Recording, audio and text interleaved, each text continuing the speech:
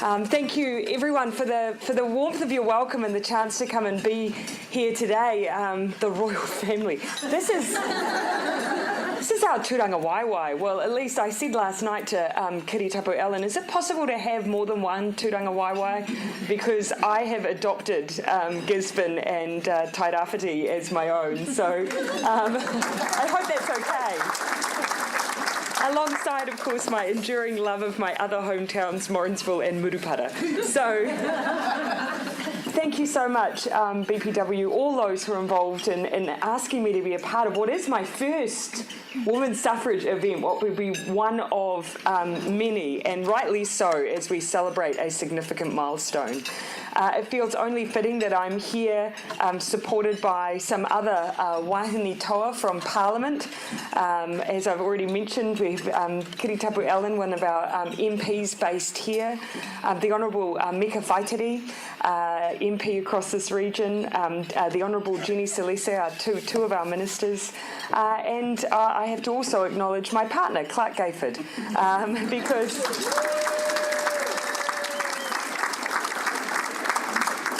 And Perry Gayford, the two people amongst many of my tribe who help me do what I do, and I'm constantly acknowledging that they make my ability to do this job possible.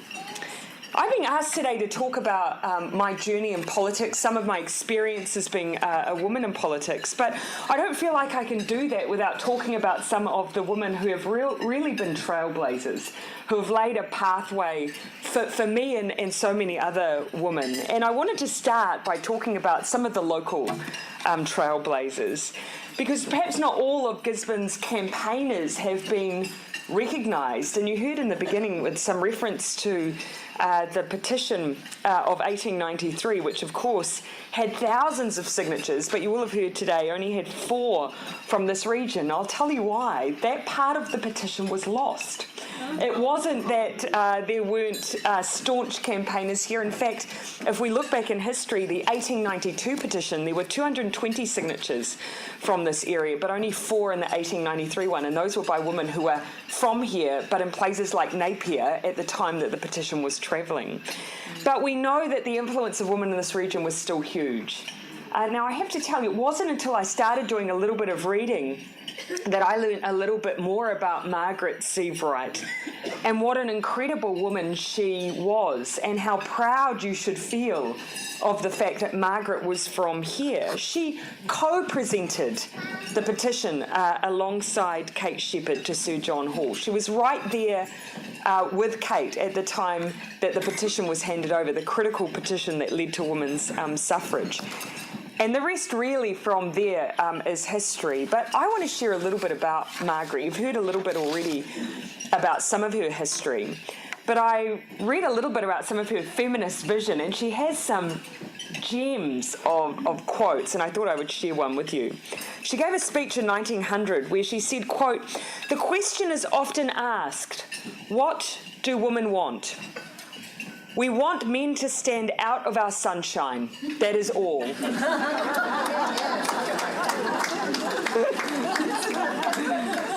But she also felt strongly about women having the right to express and extend themselves beyond the roles that they had at that time.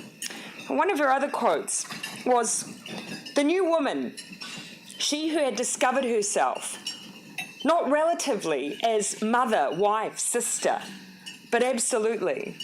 I would rather have this new woman, even in her occasional perversity, exaggeration, and revolt, than the female oyster who discovers no interest in life outside the limits of her own shell."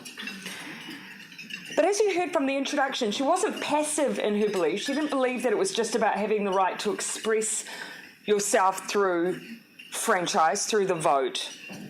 She thought that true equality required more and would only be achieved actually by supporting political parties that promised to further the interests of women. She was interested in economic independence for married women, an equal pay, and sex instruction and education for parenthood. She was a woman that was really advanced in her thinking for the time at which she was campaigning. So I wanted to acknowledge that she was obviously an incredible woman in the movement, but that ultimately what she wanted was equality. And that we are still working towards some of the goals that she was espousing, like equal pay, so many years ago. But actually, for all that she was, when you strip it back and look at her life in general, and the extraordinary things she achieved, she also did that by being very ordinary in some ways. She was a nurse. She chose to teach deprived children. She had a daughter of her own. This one I quite like. She had land in her name. In fact, that was extraordinary at the time because for a time it was illegal for women to have land in their name.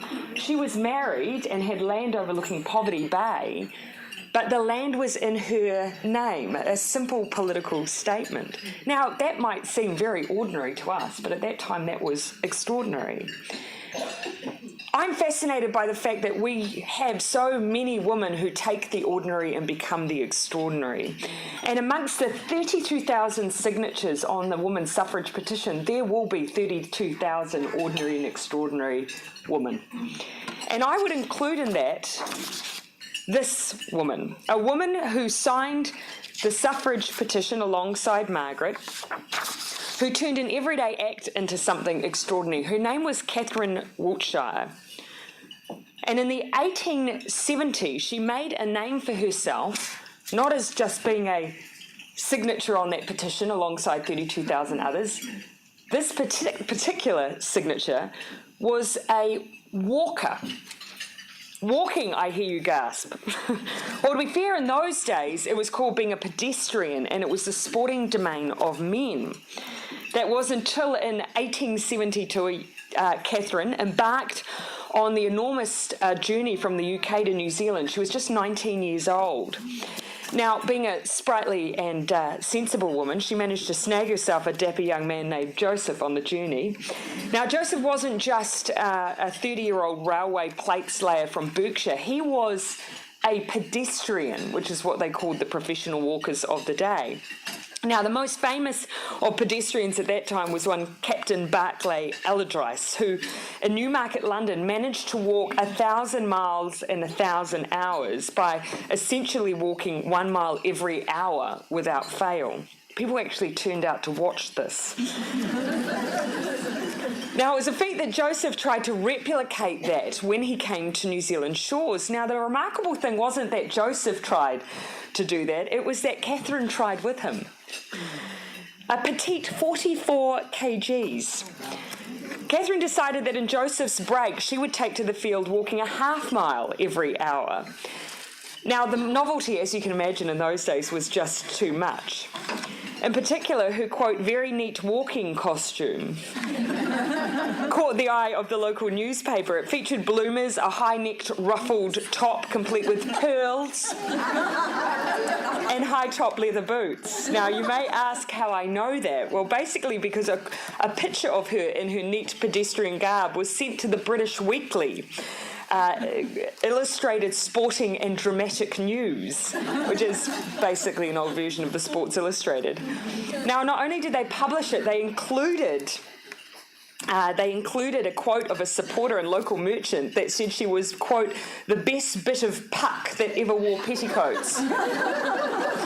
And puck she certainly had. While her husband's pedestrian career was somewhat plagued by poor attendance, surprising, and bad debts, Catherine was a groundbreaker. Now, 4 years after arriving in New Zealand shores, she was setting records here. And in 1876, what was then the City Hall of Auckland, filled with a crowd of people to see Catherine's next feat. She was going to attempt 100 miles in 24 hours. Now, having walked just 50 kilometres in one stretch for an event that was held in Whakatane, I can tell you, I am astounded at someone walking 100 miles in 24 hours. Now, the hall had been measured out. She would have to do 2,833 circuits before she finished.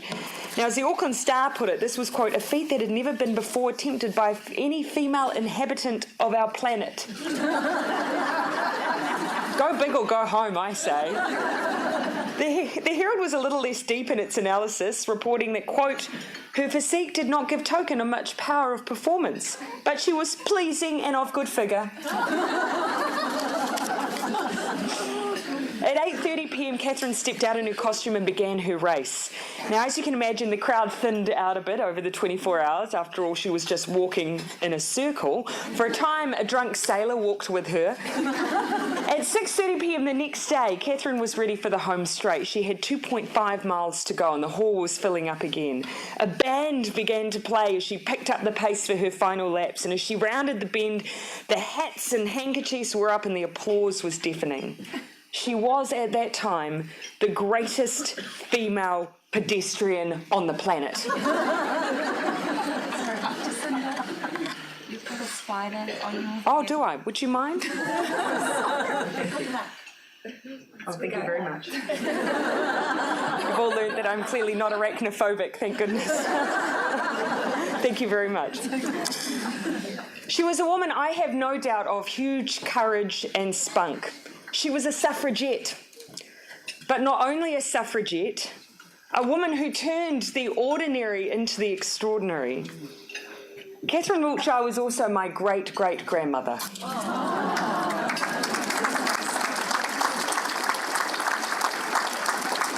There's a reason that I share that story, not to demonstrate that physical prowess did not pass down through my family lineage.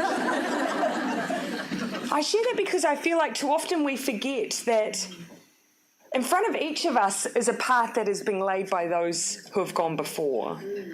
But those women, be they grandmothers, mothers, trailblazers, they've often turned the ordinary into the extraordinary. And we do too, perhaps without acknowledging that.